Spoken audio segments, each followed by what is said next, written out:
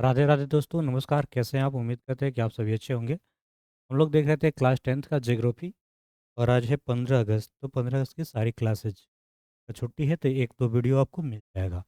और चैप्टर 2 हम लोग को पढ़ना था, जिसका नाम है समाजवाद एवं साम्यवाद। वो भी इसे अच्छे तरह से धीरे धीरे देखेंगे, धीरे धीरे पढ़ेंगे। इसका एनसीईआरटी बुक हम लोग पढ़ लिए हैं, एनसीईआरटी।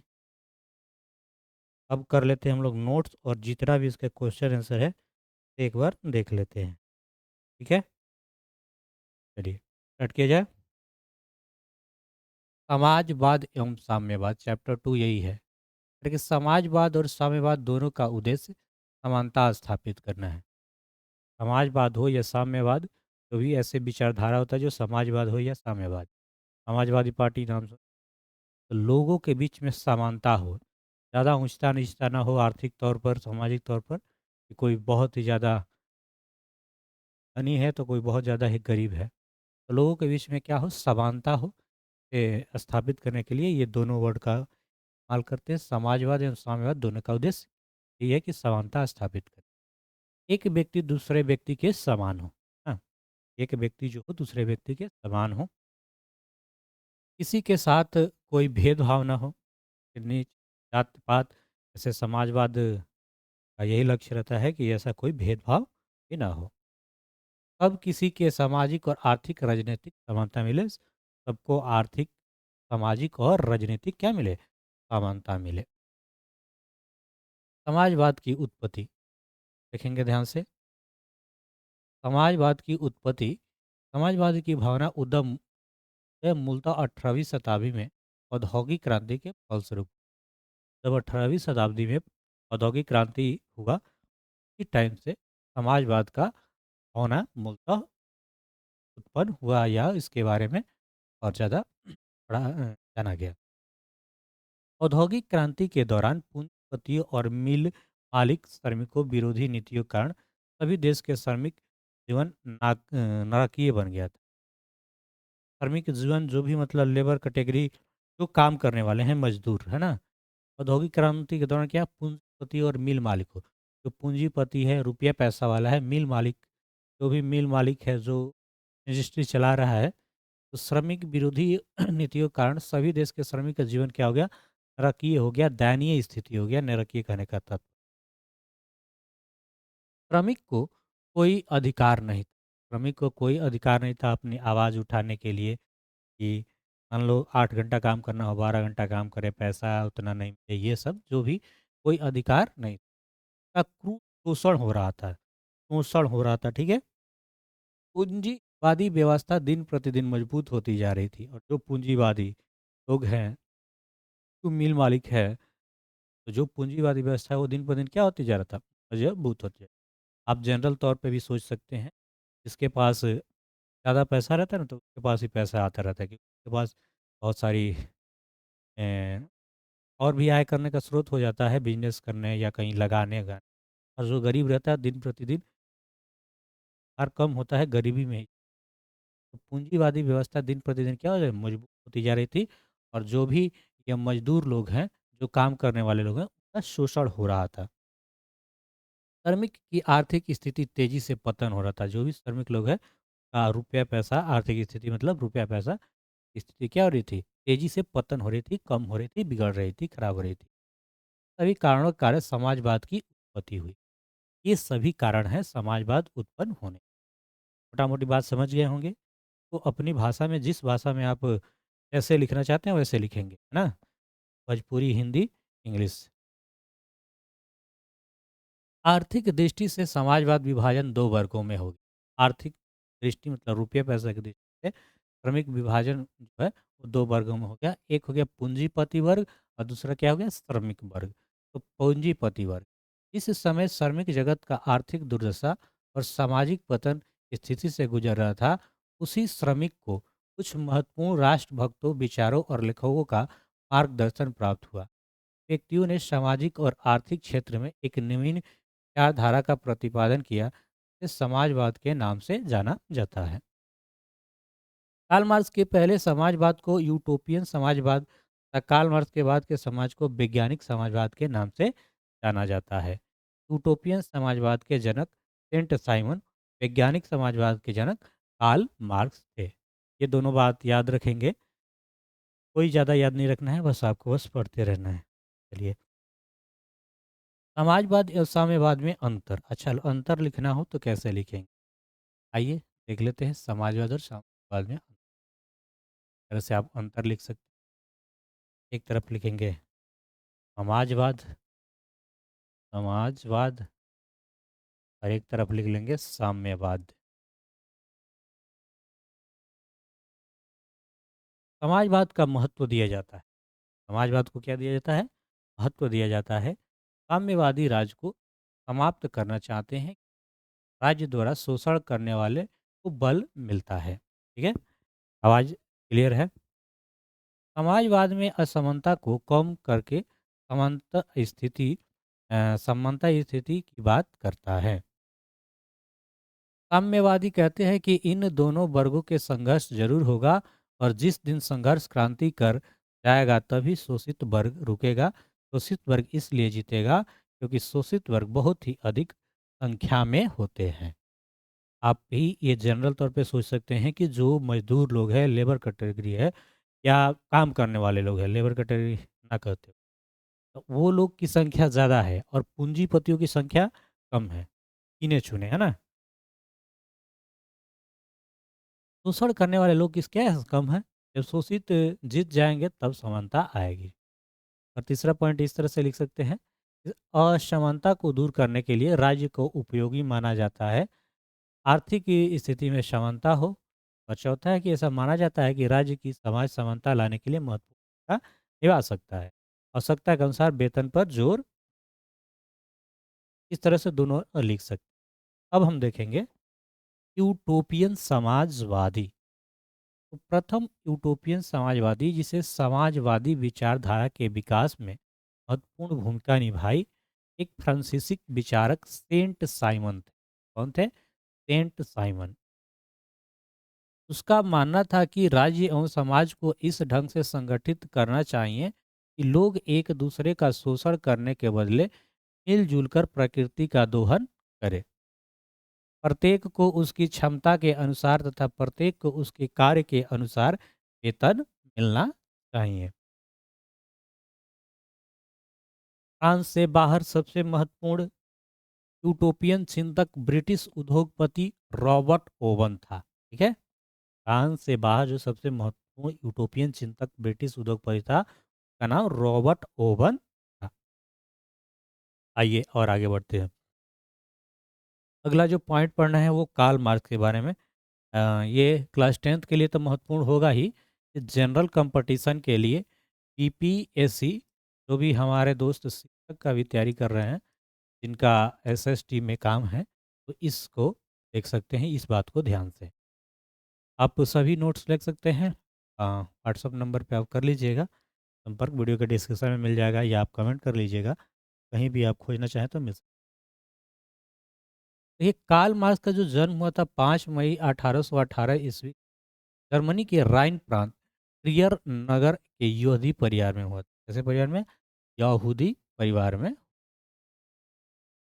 कब जन्म हुआ था? तो याद रखेंगे 5 मई 1818 को कार्ल मार्क्स का जन्म हुआ था। कार्ल मार्क्स के पिता हेनरिक मार्क्स एक प्रसिद्ध वकील थे, जिन्होंने जिन्होंने बाद में चलकर ईसाई धर्म ग्रहण कर लिया था। कार्ल मार्क्स के पिता का नाम था हेनरी मार्क्स, एक प्रसिद्ध वकील थे, जिन्होंने बाद में चलकर ईसाई धर्म को क्या किए? ग्रहण कर लिए। मार्क्स बोन विश्वविद्यालय में विधि शिक्षा ग्रहण की, परंतु 1836 में बर्लिन विश्वविद्यालय चले आए, जहां उनके जीवन का एक नया मोड़ लिया। कार्ल मार्क्स से वो बोन विश्वविद्यालय में विधि शिक्षा, कानून की शिक्षा ग्रहण किए। परंतु 1836 में बर्लिन विश्वविद्यालय चले गए, जहां उनके जीवन में एक नया मोड़ मिला। क्या हुआ कि 1843 में उन्होंने बचपन के मित्र जेनी से विवाह कर लिए। बचपन के मित्र हुआ था ना, बचपन की उसकी फ्रेंड थी, गर्लफ्रेंड, उसी से शादी कर लिए, जिसका नाम था जेनी। किताब में पढ़े थे ये बात कि 18 में उन्होंने बचपन के मित्र, एक बचपन के मित्र माने महिला मित्र ना होगा, आप पुरुष मित्र से थोड़ी ना शादी किया होगा। बचपन के महिला मित्र इंग्लिश में कहते हैं गर्लफ्रेंड से क्या कर लिए? विवाह कर लिए। कार्ल मार्क्स की मुलाकात पेरिस में 1844 में फ्रेडरिक एंगल्स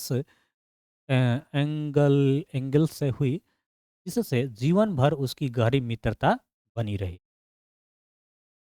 और ये लाइन बहुत ही महत्वपूर्ण है।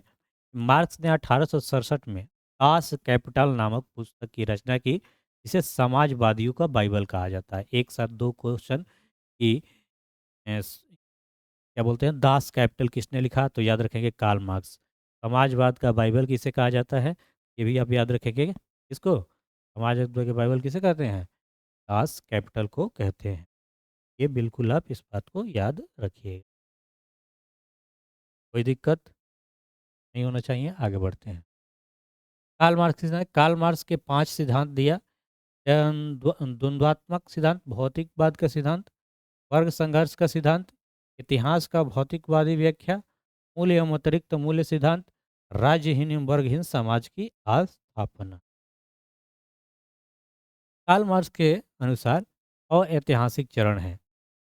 एक आदिम साम्यवादी युग, आस्था का युग, सामंती युग, पूंजीवादी युग, समाजवादी युग और एक साम्यवादी। 1917 में बोल्शेविक क्रांति। 1917 में बोल्शेविक क्रांति 20वीं शताब्दी के इतिहास में एक महत्वपूर्ण घटना रूस की क्रांति थी। इस क्रांति ने रूस के सम्राट अथवा जार के एक तंत्रीय निरंकुश शासन का अंत कर मात्र लोकतंत्र की स्थापना का ही प्रयत्न नहीं किया, अपितु सामाजिक, आर्थिक और व्यवसायिक क्षेत्रों में कुलीन पूंजीपतियों और जमींदारों की शक्ति का अंत किया, किसानों को सत्ता स्थापित किया।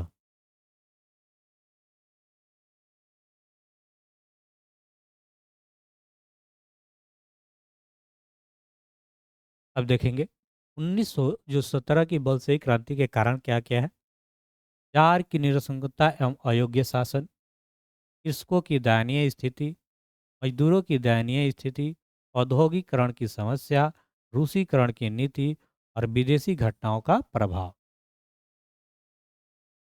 पहला एक क्रीमिया का युद्ध, फिर जापान से पराजय 1905 की क्रांति। रूस में मार्क्सवाद का प्रभाव और बुद्धिजीवियों का योगदान, तात्कालिक कारण प्रथम विश्व युद्ध, रूस की पराजय।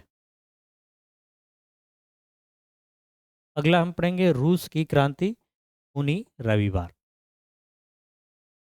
खूनी रविवार 1905 में रूस जापान के युद्ध में रूस पराजय के कारण 22 जनवरी 1905 को लोगों का समूह रोटी दो के नारे के साथ सड़कों पर प्रदर्शन करते हुए सेंट पीटर्सबर्ग स्थित महल की ओर जा रहे थे। 22 जनवरी 1905 को है, लोग नारा दे रहे थे कि रोटी दो, और वो जा रहे थे सेंट पीटर्सबर्ग स्थित महल की ओर। परंतु जार की सेना ने इस निहत्थे लोगों पर गोलियां बरसाई। ये लोग केवल नारा दे रहे थे, और क्या किया कि जार की सेना जो है फिर गोलियां, निहत्थे लोगों पर गोलियां बरसाई, जिसमें हजारों लोग मारे गए। क्योंकि उस दिन रविवार था, 22 जनवरी को खूनी रविवार के नाम से जाना जाता है। इसीलिए 22 जनवरी को किससे नाम से जाना जाता है? खूनी रविवार। घटना समझ में आया? अच्छा, नोट याद रखें, खूनी रविवार को कई जगह 9 जनवरी 1922 को भी बतलाया जाता है। कुछ और भी देख लेंगे। मार्च की क्रांति। मार्च की क्रांति एवं निरंकुश राजतंत्र का अंत। 7 मार्च 1917 को पेट्रोगढ़ यानी वर्तमान लेनिनग्राद की सड़कों पर किसान मजदूरों ने जुलूस निकाला। उन्होंने रोटी दो के नारे लगाए।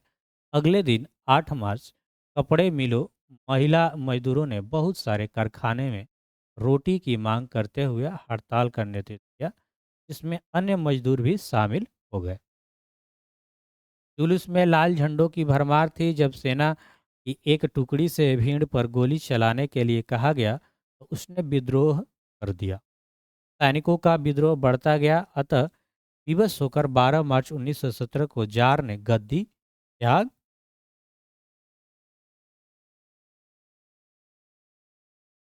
इस तरह से रोमनोव वंश के निरंकुश जारशाही का अंत हो गया और 15 मार्च को बुर्जुआ सरकार का गठन हुआ। बाद में बुर्जुआ सरकार गिर गई और केंसकी के नेतृत्व में एक उदार समाजवादियों की सरकार गठित हुई और बोल्शेविक ने इस सरकार को भी स्वीकार नहीं किया। ये बातें हम लोग बुक में एससीईआरटी में लाइन बाय लाइन पढ़े थे। जो भी हम पढ़ रहे हैं इसे याद नहीं करना है, बस इसको बार बार देखना है, समझना है। क्वेश्चन आंसर कराएंगे उसको दिमाग में रखना है। ये पढ़े रहेंगे तो क्वेश्चन आंसर लिखने में क्या होगा, सही रहेगा। अच्छा, कई बार बोलते वक्त मतलब तेज़ी में वर्ड मिस्टेक हो जाता है ना, तो थोड़ा सा उसको मैनेज करेंगे, आवाज़ गड़गड़ कर। सर्वहारा वर्ग समाज का वैसा वर्ग जिसमें किसान, मजदूर एवं आम गरीब लोग शामिल हो। रूसी समाज दो वर्गों में बटा था। जो बहुमत वाला दल था वह बल्शेविक कहलाया और जो अल्पमत था वो क्या था, मैनो मेनशेविक कहलाया।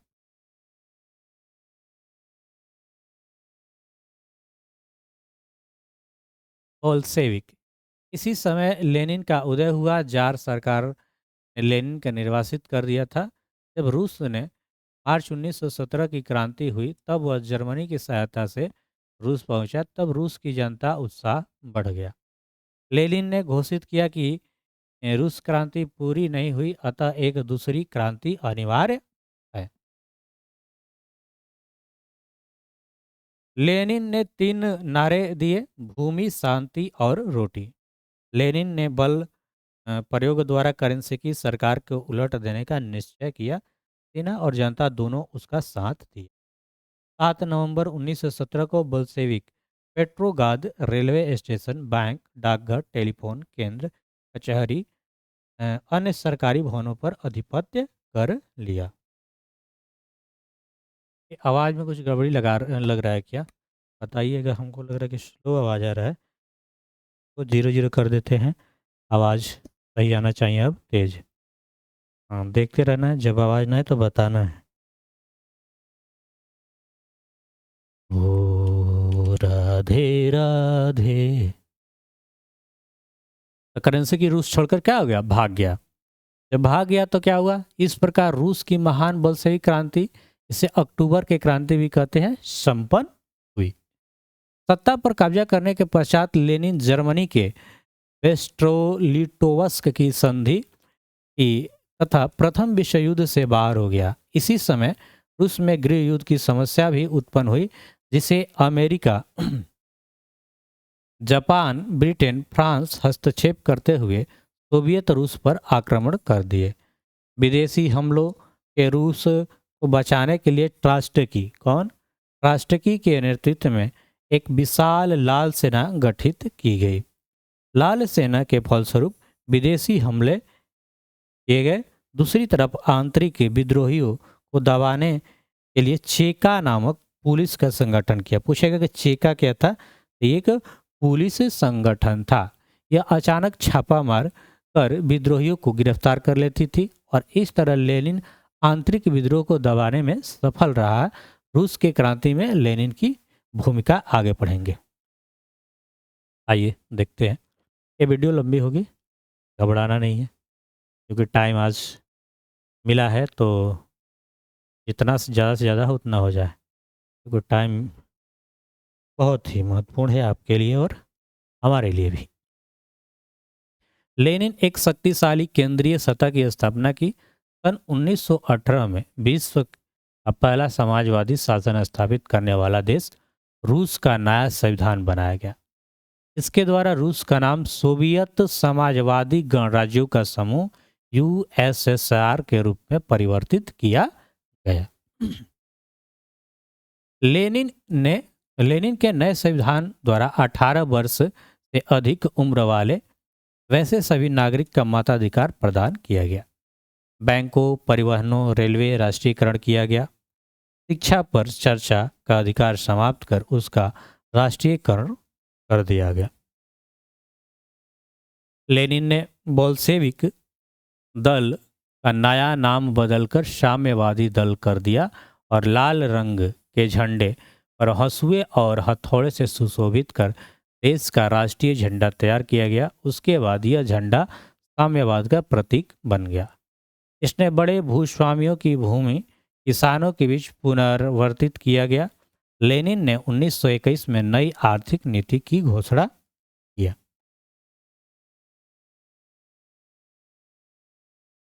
नई आर्थिक नीति में निम्नलिखित प्रमुख बातें थी। किसानों से अनाज लेने के शासन स्थान पर निश्चित कर लगाया गया। बचा हुआ अनाज किसान का था और वह इसका मनचाहा इस्तेमाल कर सकता था। यद्यपि यह सिद्धांत कायम रखा गया कि जमीन राज्य की है, फिर भी व्यवहार में जमीन किसान की हो गई। 20 से कम कर्मचारियों वाले उद्योगों को व्यक्तिगत रूप से चलाने का अधिकार मिल गया। उद्योगों का विकेंद्रीकरण कर दिया गया। निर्णय और क्रियान्वयन के बारे में विभिन्न इकाइयों को काफी छूट दी गई। विदेशी पूंजी समिति और आमंत्रित की गई।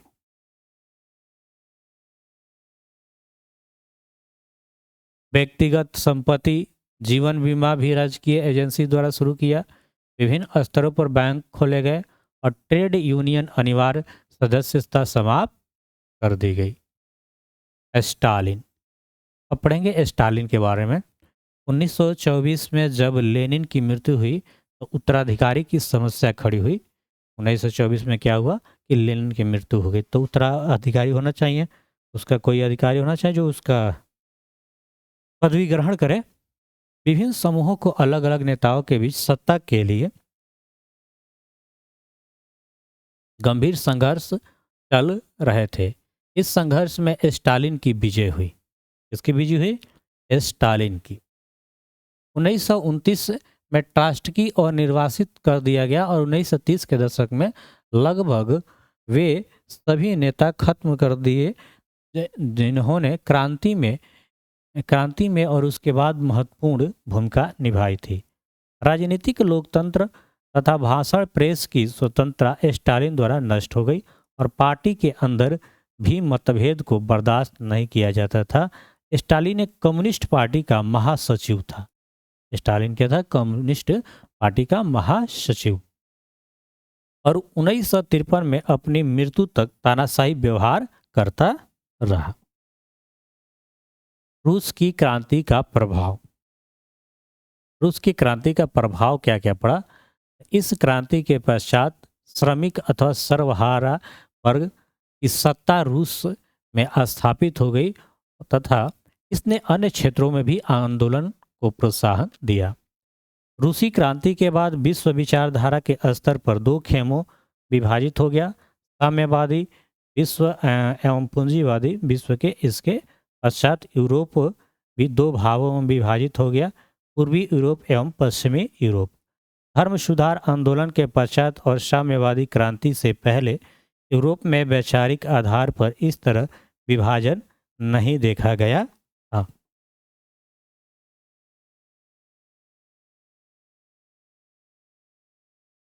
द्वितीय विश्व युद्ध के पश्चात पूंजीवादी विश्व और सोवियत संघ बीच शीत युद्ध की शुरुआत हुई। आगामी 4 दशकों तक दोनों खेमों के बीच शस्त्रों की होड़ चलती रही। रूस क्रांति के पश्चात आर्थिक आयोजन के रूप में एक नवीन आर्थिक मॉडल आया। आगे पूंजीवादी देशों ने परिवर्तित रूप में इस मॉडल को अपना लिया और इस प्रकार स्वयं पूंजी के चरित्र में भी परिवर्तन आ गया। इस क्रांति की सफलता ने एशिया अफ्रीका उपनिवेश मुक्ति को भी प्रोत्साहन दिया, क्योंकि सोवियत रूस साम्यवादी सरकार ने एशिया और अफ्रीका के देशों वाले राष्ट्रीय आंदोलन को वैचारिक समर्थन प्रदान किया। इस तरह से बातों को समझ सकते हैं। जहां लिखने वाला होगा याद करो, उस पर हम जरूर जोड़ देंगे। एक अगला जो पॉइंट, लास्ट पॉइंट है, वो है शीत युद्ध। शीत युद्ध एक वैचारिक युद्ध है जिसमें पूंजीवादी गुट के नेता संयुक्त राज्य अमेरिका और साम्यवादी गुट के नेता सोवियत रूस था। अब हमारे अभ्यास के प्रश्न और उत्तर हैं। अभ्यास के प्रश्न उत्तर कहने का मतलब कि जो भी एससीईआरटी बुक में क्वेश्चन दिए हैं उसका आंसर लिखना होता है। तो यहाँ से हम उसका क्वेश्चन आंसर कर सकते हैं। ध्यान दीजिएगा, सारे क्वेश्चनों को एक एक करके देखिएगा। एक एक करके आप अपने कॉपी में भी अगर नहीं लिखे होंगे तो। अच्छा, जो बच्चा एक क्वेश्चन को सर्च करता होगा उसके लिए एक अलग चैनल है ना, टीवी से एक क्लासेज का दूसरा चैनल है जहाँ पे एक क्वेश्चन एक आंसर है ना, 2-3 मिनट का वीडियो, उसे भी आप सब्सक्राइब जरूर कर लीजिएगा। आप सभी का सपोर्ट का बेहद ज़रूरत है। काफ़ी तेज़ी से और जल्दी जल्दी हम बोल रहे हैं ना, अकेला है आदमी। पूंजीवादी क्या है? अति लघु उत्तरीय मतलब छोटा सा में आंसर देना है। हाँ, 20-22 शब्दों में दे दीजिए। पूंजीवादी एक आर्थिक व्यवस्था है जिसमें उत्पादन के साधनों पर निजी व्यक्ति का स्वामित्व स्वामित्व मतलब अधिकार होता है। दूसरा है खूनी रविवार क्या है?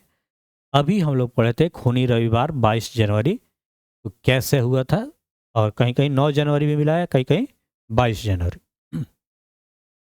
22 जनवरी या 9 जनवरी 1905 को लोगों के समूह रोटी दो किनारों के साथ सड़कों से सेंट पीटर्सबर्ग महल की ओर जा रहे थे, परंतु जार की सेना ने निहत्थे लोगों पर गोलियां बरसाई जिसमें हजारों लोग मारे गए।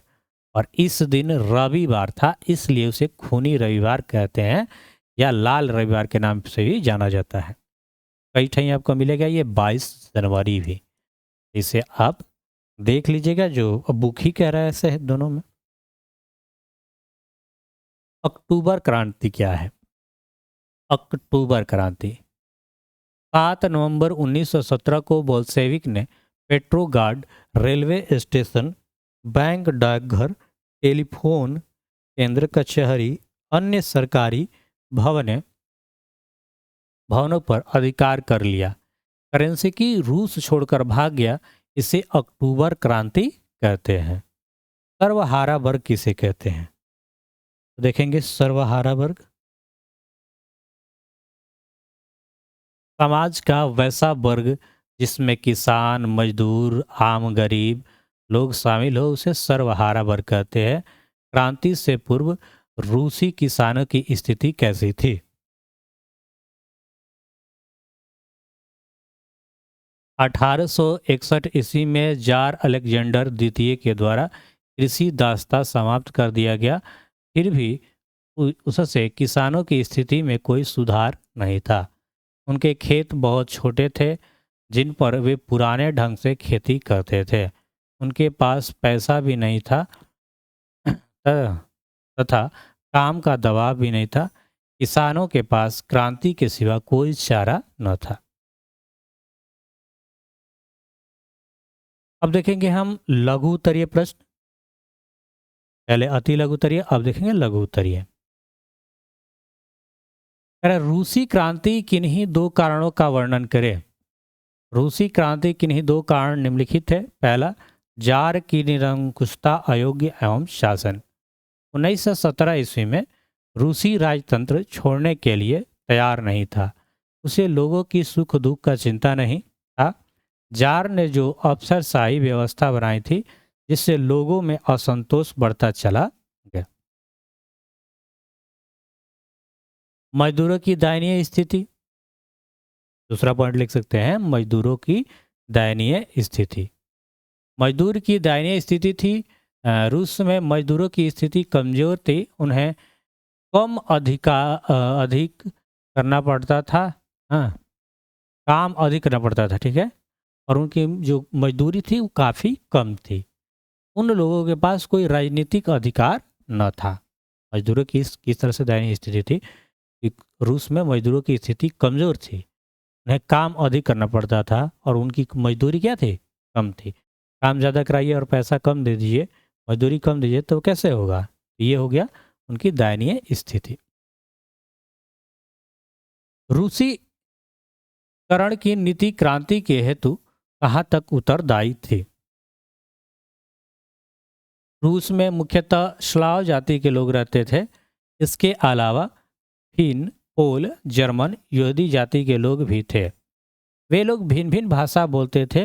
उन लोगों का रस्म रिवाज भी भिन्न भिन्न था।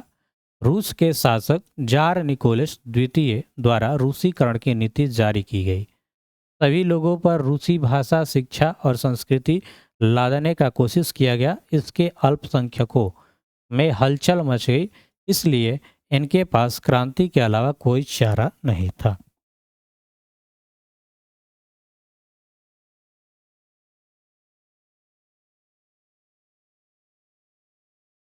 साम्यवाद एक नई आर्थिक एवं सामाजिक व्यवस्था थी। कैसे? 1917 से पूर्व रूस में रोमनो राजवंश का शासन था। रूस के सम्राट जार कहा जाता था। रूस के सम्राट को क्या कहा जाता था? जार कहा जाता था। रूस में किसान, मजदूर, सामान्य लोग का जीवन दयनीय था। 1917 ईस्वी में लेनिन के मृत्यु में क्रांति हुई और सत्ता की बागडोर सर्वहारा यानी कृषक, मजदूर और जन सामान्य के हाथों में आ गया और पूरे समाज का अधिकार हो गया। इसलिए साम्यवाद एक नई आर्थिक और सामाजिक व्यवस्था थी। इसमें पूंजीवादी का विरोध और वर्गहीन समाज की स्थापना में महत्वपूर्ण योगदान। क्वेश्चन नंबर 4 है कि नई आर्थिक नीति मार्क्सवादी सिद्धांतों के साथ समझौता कैसे? कार्ल मार्क्स ने एंगल्स के साथ मिलकर 1848 में एक साम्यवादी घोषणा पत्र प्रकाशित किया, जिसे आधुनिक समाजवाद का जनक कहा जाता है। इसमें आर्थिक, सामाजिक एवं राजनीतिक विचारों का स्पष्ट रूप से व्यक्त किया गया। इसने पूंजीवादी का विरोध कर वर्गहीन समाज स्थापना में महत्वपूर्ण योगदान दिया। और लघु उत्तरीय में ये पांचवा जो प्रश्न है कि प्रथम विश्व युद्ध में रूस की पराजय क्रांति हेतु मार्ग प्रशस्त किया कैसे? तो प्रथम विश्व युद्ध 1914 से 1918 ईस्वी तक चला। युद्ध में रूस भी मित्र राष्ट्रों की ओर से शामिल था और इस युद्ध में सम्मिलित होने का एकमात्र उद्देश्य जनता के ध्यान को भटकाना था। युद्ध में चारों तरफ रूसी की सेना के हार हो रही थी, ना उसके पास अच्छे हथियार थे एवं न प्राप्त भोजन की सुविधा थी। जार की सेना कमान अपने हाथों में ले लिया और प्रथम विश्व युद्ध में रूस की पराजय ने क्रांति हेतु मार्ग प्रशस्त। गला भी फंस गया है, कोई दिक्कत नहीं। देखिए दोस्त, अब है जो दीर्घ उत्तरीय प्रश्न है और दीर्घ उत्तरीय प्रश्न में आप जितना बड़ा से बड़ा लिख सकते हैं। ठीक है, कोई दिक्कत नहीं होनी चाहिए। कम से कम एक चैप्टर तो पढ़ लें। आइए, रूस के क्रांति के कारण की विवेचना करें। रूस की क्रांति का कारण विवेचना करें तो आप लिख सकते हैं कि रूस क्रांति निम्नलिखित कारण है। रूसी क्रांति का निम्नलिखित कारण है। जार निरंकुश एवं अयोग्य शासन। रूस के शासन जार निकोलस द्वितीय अयोग्य शासक था। इसे लोग सुख दुख का कोई प्रभाव नहीं था। रूस की जनता की स्थिति दिन प्रतिदिन दयनीय होती जा रही थी, जिसके कारण उनके पास क्रांति के अलावा कोई चारा नहीं था। रूस की दयनीय स्थिति। रूस की बहुसंख्यक कृषक एवं लोगों की स्थिति दयनीय थी।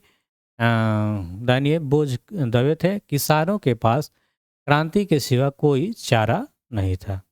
मजदूरों की दयनीय स्थिति थी। रूस में मजदूर की स्थिति दयनीय थी। उन्हें अधिक काम करना पड़ता था। उन लोगों की मजदूरी काफ़ी कम था।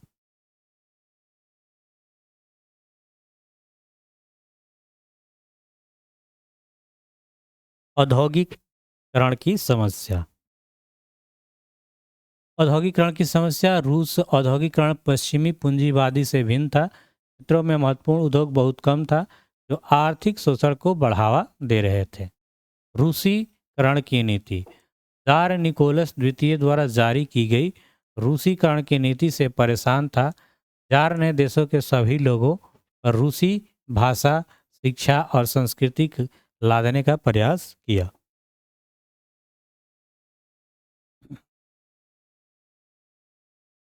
नई आर्थिक नीति क्या है?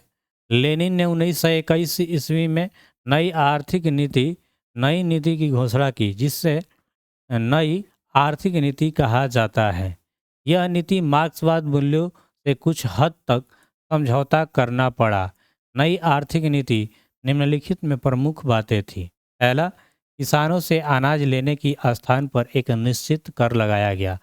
यद्यपि इस सिद्धांत कायम रखा गया कि जमीन राज्य की, फिर भी व्यवहार में जमीन किसान की होगी। इससे कम कर्मचारी वाले उद्योगों व्यक्तिगत रूप से चलाने का अधिकार मिल गया। विभिन्न स्तरों पर बैंक खोले गए और उद्योगों का विकेंद्रीकरण कर दिया गया। ट्रेड यूनियन अनिवार्य सदस्यता समाप्त कर दी गई।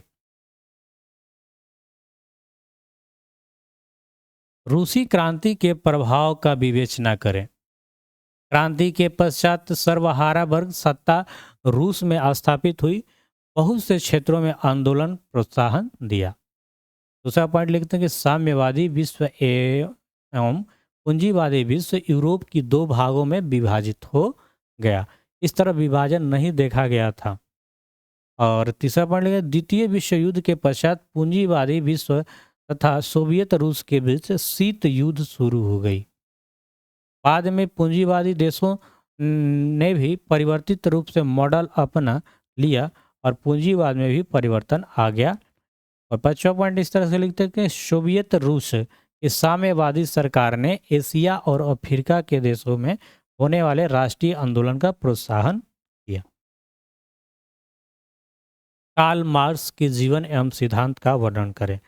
अब जितना कार्ल मार्क्स के जीवन के बारे में जानते हैं वो लिखेंगे, हम उनका सिद्धांत का जो है वो उनके बारे में लिख देंगे, ज़्यादा से ज़्यादा लिख देंगे और लिखते चाहेंगे जब तक आपका मन करे। ये दीर्घोत्तरीय है तो ज़्यादा से ज़्यादा ही लिखना होता है। ठीक है, कोई दिक्कत? कार्ल मार्क्स का जन्म 5 मई 1818 ईस्वी को जर्मनी के ट्रिगर नगर में एक यहूदी परिवार में हुआ था। कार्ल मार्क्स के पिता हेनरिक मार्क्स एक प्रसिद्ध क्या थे? वकील थे। उन्होंने बाद में चलकर ईसाई धर्म ग्रहण कर लिया। इतना बात पहले भी पढ़े थे, इसलिए बोले कि बार को बार बार देखेंगे तो याद हो जाएगा। मार्क्स ने बोन विश्वविद्यालय में विधि शिक्षा प्राप्त की और 1836 ईस्वी में बर्लिन विश्वविद्यालय चले आए, जहां उनके जीवनी को एक नया मोड़ मिला। जीवन को क्या मिला? एक नया मोड़।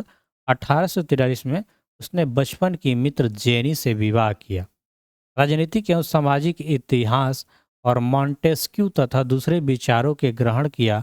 मार्क्स की मुलाकात पेरिस में 1844 में ईस्वी में फ्रेडरिक एंगल्स से हुई और मार्क्स ने एंगल्स के साथ मिलकर 1948 में एक साम्यवादी घोषणा पत्र प्रकाशित किया, जिसे आधुनिक समाजवाद का जनक कहा जाता है। उपयुक्त घोषणा पत्र में मार्क्स ने अपने आर्थिक, सामाजिक और राजनीतिक विचारों को स्पष्ट रूप से व्यक्त किया। ठीक है, कार्ल मार्क्स ने दास कैपिटल नामक पुस्तक की रचना की, जिसे समाजवादियों का बाइबल कहा जाता है। इतना बात आप याद रखेंगे। मार्क्स के सिद्धांत लिखना है आपको। कार्ल मार्क्स के सिद्धांत तो पॉइंट वाइज लिखेंगे। पहला कि द्वंदात्मक भौतिकवाद का सिद्धांत, वर्ग संघर्ष का सिद्धांत, इतिहास को भौतिकवादी व्याख्या और मूल्य एवं अतिरिक्त मूल्य का सिद्धांत, राज्यहीन व राज्य वर्गहीन समाज की स्थापना।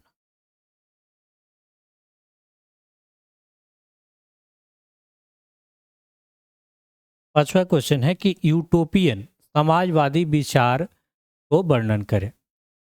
देखेंगे, प्रथम यूटोपियन समाजवादी विचार में महत्वपूर्ण भूमिका फ्रांसीसी चिंतक सेंट साइमन ने निभाई। कौन निभाया? तो सेंट साइमन ने निभाई। उसने घोषणा किया कि प्रत्येक की क्षमता के अनुसार, प्रत्येक के उसके कार्य के अनुसार आगे यही समाजवाद मूलभूत नारा बन गया। एक महत्वपूर्ण यूटोपियन विचारक चार्ल्स फैरियर था। वह आधुनिक औद्योगिकवाद का विरोधी था। उसका मानना था कि श्रमिकों को छोटे नगर कस्बों में काम करना चाहिए। उसने किसानों के लिए एक प्लान बनाए जाने की योजना रखी। यह योजना असफल हुआ। फ्रांसीसी यूटोपियन में एकमात्र व्यक्ति राजनीति में भी हिस्सा ली, लुई ब्ला। उसके सुधार कार्यक्रम अधिक व्यवहारिक थे। उसका मानना था कि आर्थिक सुधारों को प्रभावकारी बनाने के पहले राजनीतिक सुधार आवश्यक है। फ्रांस से बाहर सबसे महत्वपूर्ण यूटोपियन चिंतक ब्रिटिश उद्योगपति रॉबर्ट ओवन था। उसने फैक्ट्री श्रमिकों को अच्छी वेतन दिया और उसने ऐसा महसूस मुनाफा कम के बजाय बढ़ गया था। इस निष्कर्ष पर पहुंचा असंतुष्ट श्रमिक वास्तविक श्रमिक हैं। तो चैप्टर 2 कंप्लीट होता है इस तरह से। और पूरी चैप्टर 2 को 2-3 बार देखिएगा। बातों को समझने की कोशिश कीजिएगा। जो क्वेश्चन आंसर आप नहीं किए हैं उसे लिख लीजिएगा। जैसे क्लास में एक एक क्वेश्चन आंसर और बुक हम लोग पढ़ लिए हैं। राधे राधे। मिलते हैं नेक्स्ट वीडियो में। क्लास आपका ऑनलाइन भी चलेगा। जैसे जैसे टाइम मिल रहा है वैसे आपका वीडियो मिल रहा है। राधे राधे।